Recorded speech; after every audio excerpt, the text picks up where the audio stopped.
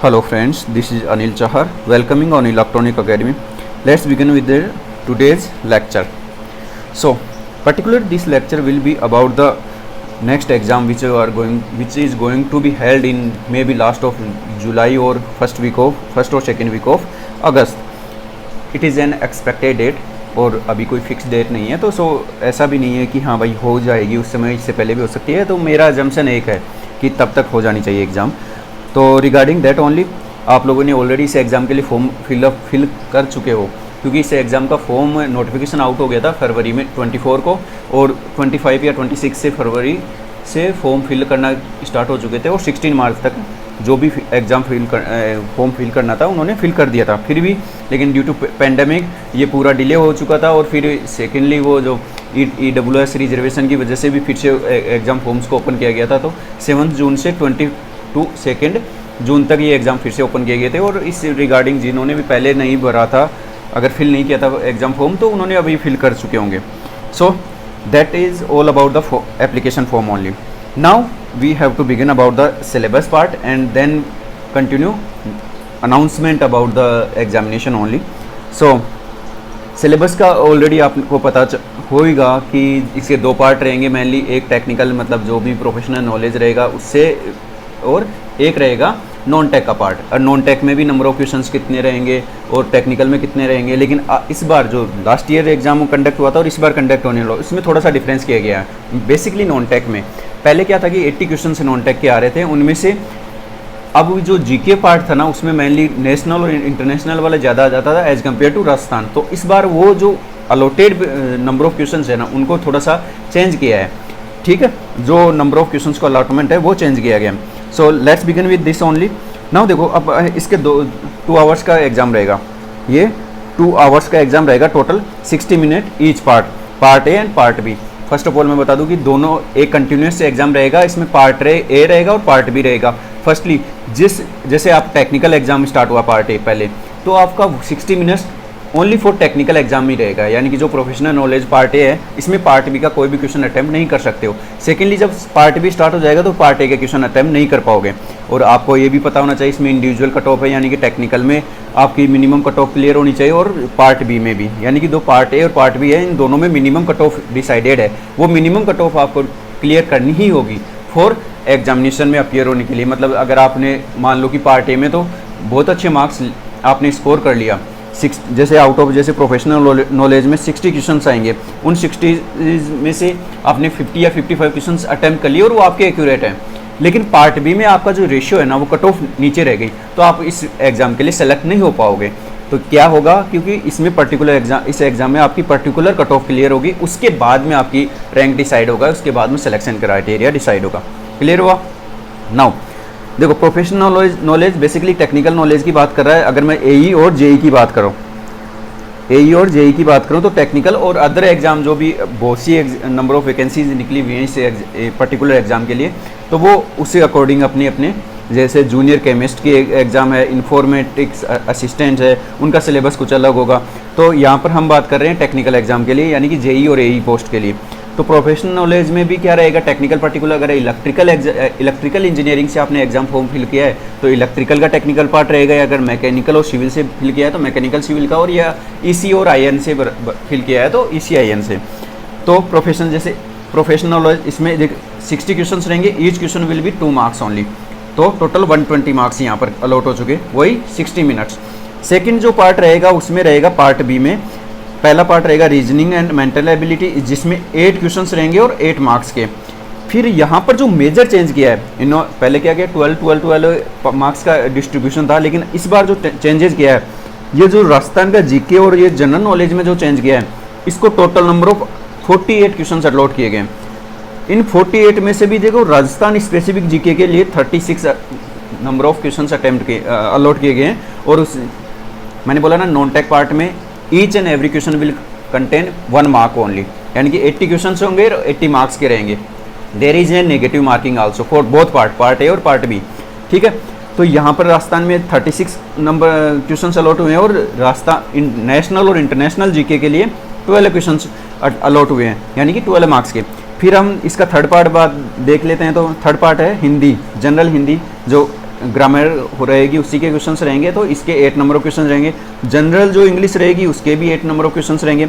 General जो mathematics रहेगी उसके भी 8 क्वेश्चंस रहेंगे। मैथमेटिक्स 11th-12th वाली मैथमेटिक्स रहेगी मेनली अगर बात करूँगी तो कैलकुलस जो मेनली जैसे लिमिट हो गई, फंक्शंस में भी फ्यू क्वेश्चंस देखने मिल सकते हैं आपको, कंटिन्यूटी हो गई, वो रहेगा डिफरेंशिएबिलिटी से रहेगा, इंटीग्रेशन से, बेसिक फंडामेंटल क्वेश्चन से यहाँ से, क्योंकि आपको ध्यान रखना चाहिए कि 60 मिनट्स ओनली अलॉट हो रहे हैं आपको, और उसमें 80 नंबर ऑफ क्वेश्चंस सोल्व करने हैं। तो आपके क्वेश्चंस जो रहेंगे वो स्ट्रेट फॉरवर्ड रहेंगे। आपको बेसिक फॉर्मूला लिमिट पर कोई क्वेश्चन रहेगा तो आपको e⁻∞ का 1 की पावर जो इन्फिनिटी रहता है उसके फॉर्मेट में कोई प्रॉब्लम आ जाएगी तो उसको आपको कैसे सोल्व करेगा, उसका सॉल्यूशन क्या रहेगा। अगर आपको बेसिक फॉर्मूला पता है तो आप लिमिट के क्वेश्चन को सोल्व कर पाओगे, बस वो फॉर्मेट आपको पता हो जाना चाहिए। तो बेसिक मैथमेटिक्स के क्वेश्चन रहेंगे यहाँ पर आज जो मेरे बताने का जो पहले बात, तो इसी पार्ट की बात करते हैं। सेकेंडली इसी में ये बोला गया कि पार्ट ए और पार्ट बी, ये जो मैंने अभी पहले बताया था कि ये सेपरेटली टाइम्ड है, यानी कि पार्ट ए में जो क्वेश्चन करने हैं, जितने नंबर ऑफ क्वेश्चन अटेम्प्ट करने आप कर सकते हो, लेकिन जब पार्ट ए का टाइम आउट हो चुका होगा, यानी कि 60 मिनट और हो जाएंगे, उसके बाद में आप पार्ट ए के कोई भी क्वेश्चन अटेम्प्ट नहीं कर पाओगे, पार्ट बी कर सकते हो। और जब पार्ट ए कर रहे हो उस बीच में पार्ट बी को ओपन नहीं कर सकते आप, ठीक है। तो पार्ट ए और पार्ट बी दोनों के लिए 60 मिनट्स अलॉट हुए हैं और इंडिविजुअल अलॉट हो रखे हैं, ठीक है। और यहाँ पर एक थोड़ा सा मेजर जो चेंज किया है इन्होंने, नंबर ऑफ ऑब्जेक्टिव एग्जामिनेशन में अब तक जो भी मेजरली जो भी एग्जाम होती थी उनमें 4 ऑब्जेक्टिव ऑप्शंस रहते थे, लेकिन यहाँ पर 5 ऑब्जेक्टिव में से ओनली 1 जो रहेगा वो करेक्ट रहेगा। अगर नेगेटिव रहेगा तो नेगेटिव के लिए 1/4 marks of assign to this particular question will be deducted as a penalty, यानी कि नेगेटिव मार्किंग रहेगी 1/4 की। तो टोटल टाइमिंग कितना रहेगा 120 मिनट्स, यानी कि 2 आवर्स का ड्यूरेशन रहेगा इस एग्जाम के लिए।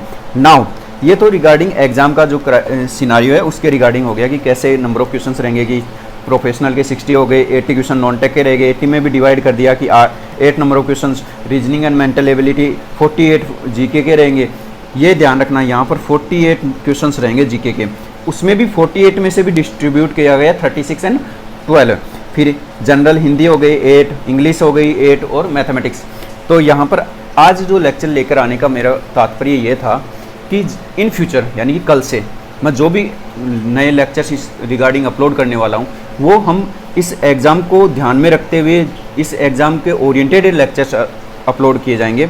और मेजरली यहाँ से जैसे प्रोफेशनल नॉलेज की बात करें तो यहाँ पर मेनली हम आईएन और इलेक्ट्रॉनिक्स के जो स्टूडेंट्स हैं उनको फोकस में रखकर हम यहाँ पर टेक्निकल जो सिलेबस रहेगा उसको सोल्व करने की, उसको कंप्लीट अंडरस्टैंड करने की कोशिश करेंगे।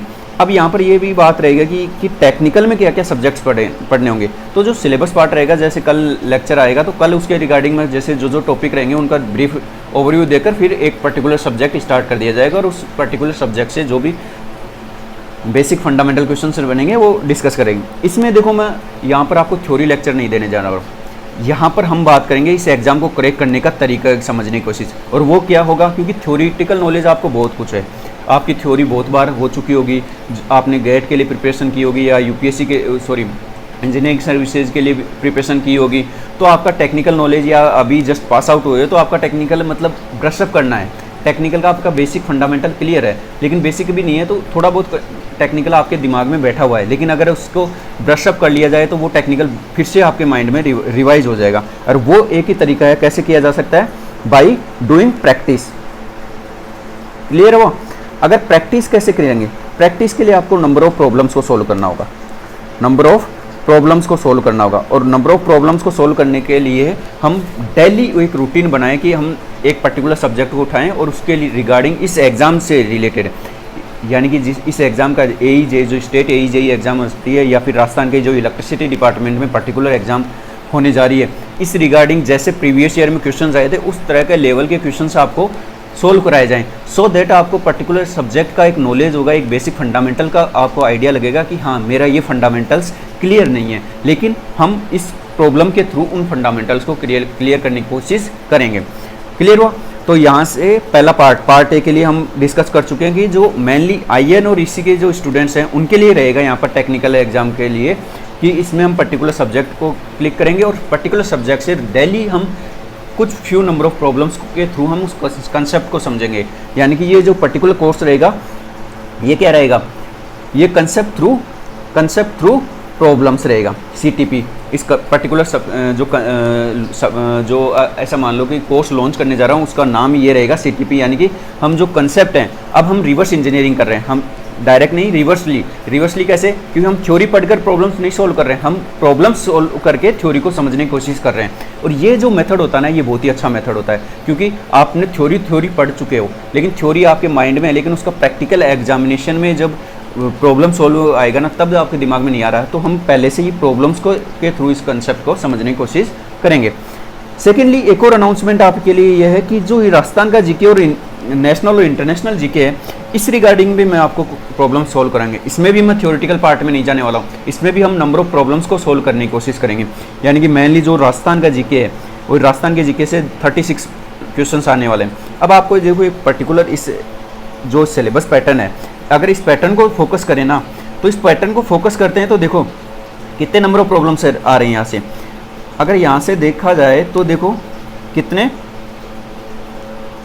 9 60 प्रॉब्लम्स कहाँ से रहेंगी, टेक्निकल से, और 48 प्रॉब्लम्स कहाँ से रहेंगे, नॉन टेक में भी कहाँ से, ओनली करंट अफेयर से ओनली, यानी कि जीके पार्ट रहेगा, जनरल नॉलेज राजस्थान और इंडिया और इंटरनेशनल वाला।